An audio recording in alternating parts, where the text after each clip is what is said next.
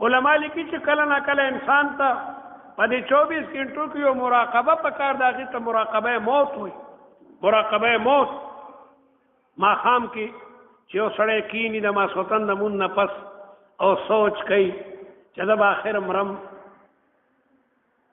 او د الله تعالی دربار کې به زما پیشي وي، نو ما د هغې ورځې دپاره څه تیاری کړی دی. کوم سړی چې د مرګ مراقبه کوي الله تعالی د ګناهونو نه ساتي، الله یې د ګناهونو نه ساتي. یو بادشاه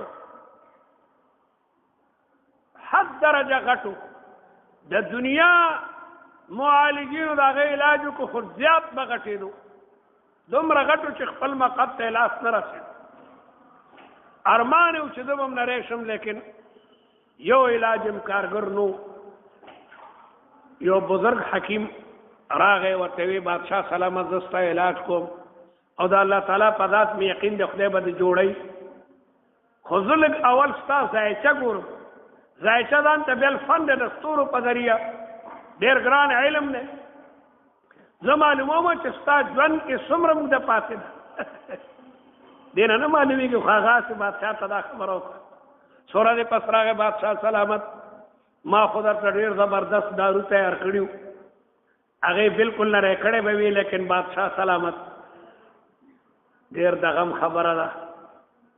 ما ته معلومه شوه ته 40 ورځې پس مرې، 40 ورځې پس مرې، کنې دارو خو ما ډېر ښه کتلي وو،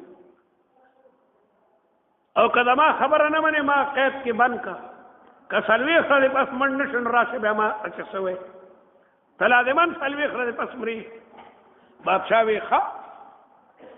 بس بادشاه حکم وکړو چې زما د دې قصر نه زما د محل نه دا ټول دوپړې باجې او دا سرندې مرندې لرې کوي، تاسو خدای غرق که شابه جانماز راړئ، تسبیح راړئ او په مصله کېناستو شپه او ورځ جاړي، په سجده پروت دی، خدای ما خو څه نه دي کړي. مولا زما آخره خاتمه په ایمان کې 40 ورځو کې نری پیلی شو او مړ نه شو. د 3 د نور هم تېر شي، حکیم یې راوغوښته پرې غوسه وکړه د کافر بچا تا خو د ووجلم پرېږدم دې نه. دې بادشاه سلامت څه چې کې دا راته وایي چې بیماري دې څنګه شوه.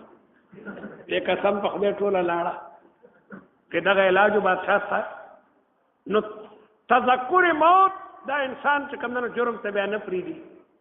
چېرې زه به یو ځل د الله تعالی دربار ته ځمه او چې په ګناهونو آلوده یم نو څنګه به الله تبارک وتعالی ته مخامخ کېږم.